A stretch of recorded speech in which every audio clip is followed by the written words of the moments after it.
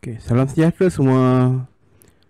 Saya Cikgu Syahril. Hari ini kita akan belajar Pendidikan Moral tahun 5, iaitu Unit 8. Okey, tema kita pada kali ini adalah tema keadilan. Kalau kita lihat pada gambar yang terpapar di sebelah kiri itu adalah gambar Hari Keluarga Taman Melodi. Okey, dalam gambar itu apa yang murid nampak? Okey, di situ ada sedang berlangsungnya pertandingan tarik tali di kalangan penduduk Taman Melodi. Okey, sambil itu ada penonton yang sedang menonton pertandingan itu.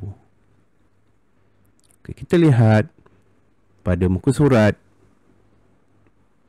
70 dan 71 pada buku teks Pendidikan Moral tahun 5. Sudah sedia murid-murid? Okey, saya akan bacakan, murid dengar ataupun ikut saya baca.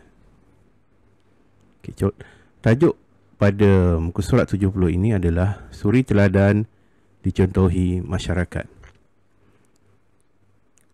Saya Roboto. Saya telah dianugerahi tokoh kanak-kanak keadilan dalam kempen kesedaran moral anjuran komuniti setempat.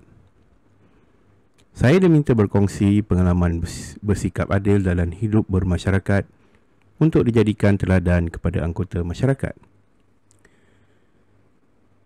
Semasa pesta makanan, anjuran Persatuan Perumahan, saya ditugaskan untuk mengagihkan aiskrim. Kawan baik saya meminta 2 batang aiskrim. Saya menolak permintaannya kerana setiap orang hanya dibekalkan sebatang aiskrim sahaja. Saya dan kawan-kawan berlatih bermain futsal di stadium untuk pertandingan futsal anjuran Persatuan Taman Perumahan. Saya mengajak Yunini menyertai latihan bersama-sama walaupun dia berlainan jantina dengan kami.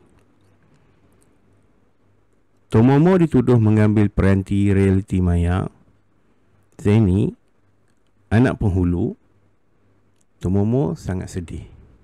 Saya meminta Zeni menyiasat perkara tersebut terlebih dahulu dan tidak menuduh sesiapa tanpa bukti yang kukuh. Selepas siasatan dijalankan, Zeni mendapati peranti realiti mayanya diambil oleh adiknya.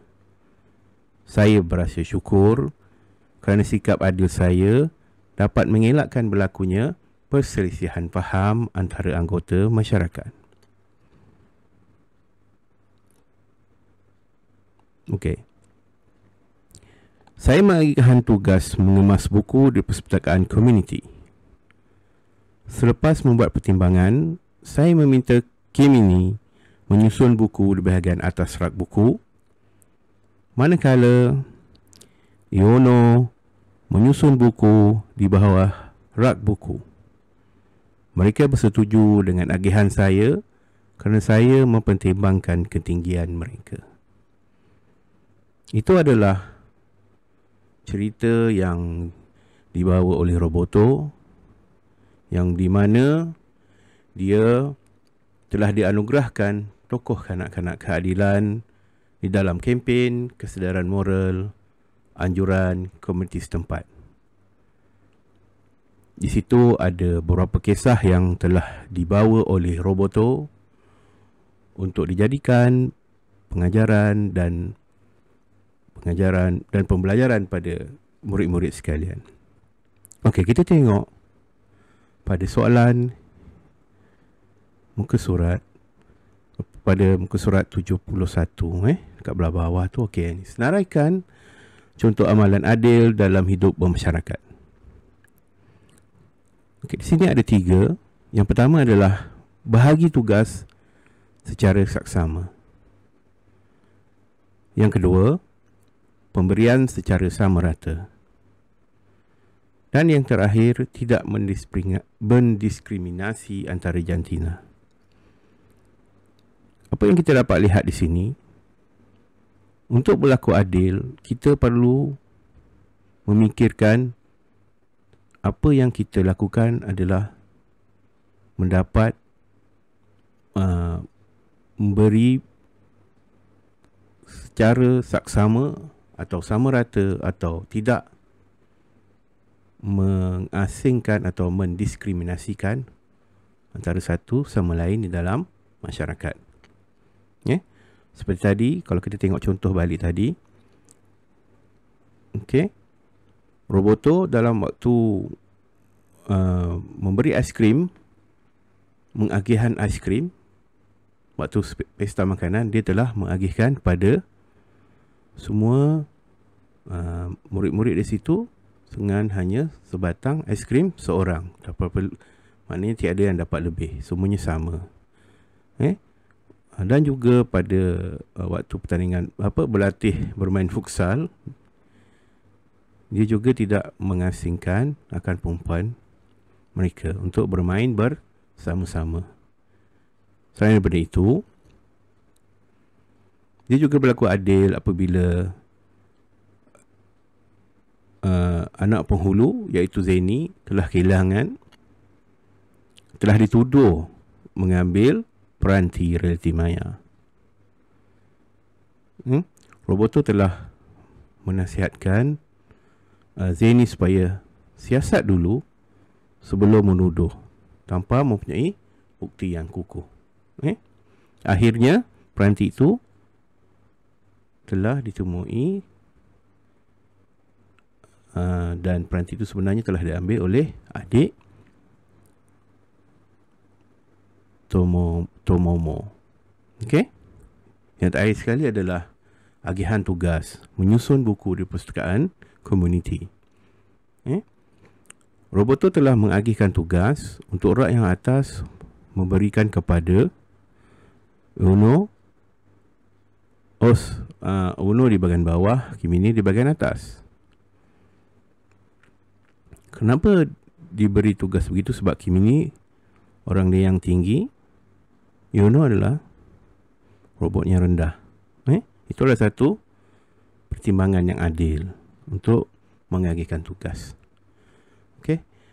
Ini adalah senarai contoh amalan adil dalam hidup masyarakat. Okey, seterusnya kita pergi pada soalan yang nyatakan kepentingan amalan adil di dalam hidup masyarakat. Okey, di sini saya sertakan 3 jawapan. Yang pertama adalah masyarakat akan hidup harmoni. Tiada masyarakat yang akan terpinggil. Sikap bertolak ansur akan terbentuk di dalam masyarakat. Itu adalah 3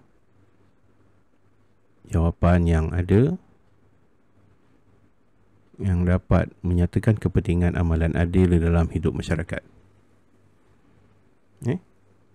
Kita perlu masyarakat yang hidup harmoni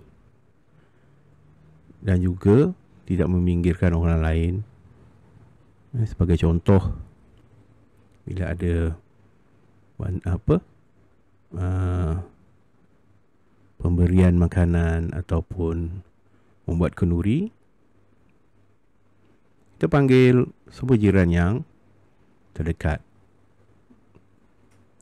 Tak perlulah mengasingkan jiran-jiran yang mungkin sebelah kita tak panggil, kita panggil yang jauh. Itu sebenarnya lah. Dan juga sikap tolak ansur akan terbentuk.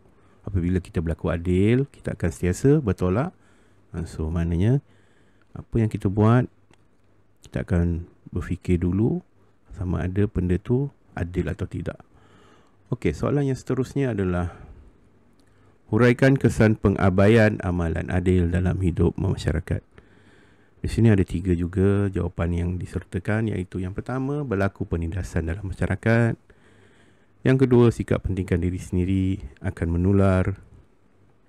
Yang ketiga, hubungan masyarakat tidak harmoni. Ini adalah kesan-kesan pengabaian amalan adil dalam masyarakat. Contohnya, apabila berlaku bencana dan bantuan akan diberikan, maknanya kita perlu beri bantuan pada orang yang memerlukan. Maknanya itu adil. Maknanya orang yang tidak perlu, maknanya kita tak perlu bagi, tidak perlu beri. Ini murid-murid. Okey, soalan yang terakhir. Apakah perasaan kamu apabila bersikap adil dengan anggota masyarakat?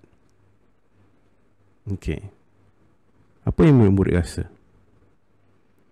Semestinya kita akan merasa gembira dan bangga apabila dapat berlaku adil pada masyarakat. Saya rasa setakat itu saja pada kali ini. Kita akan berjumpa lagi pada topik yang akan datang. Sekian.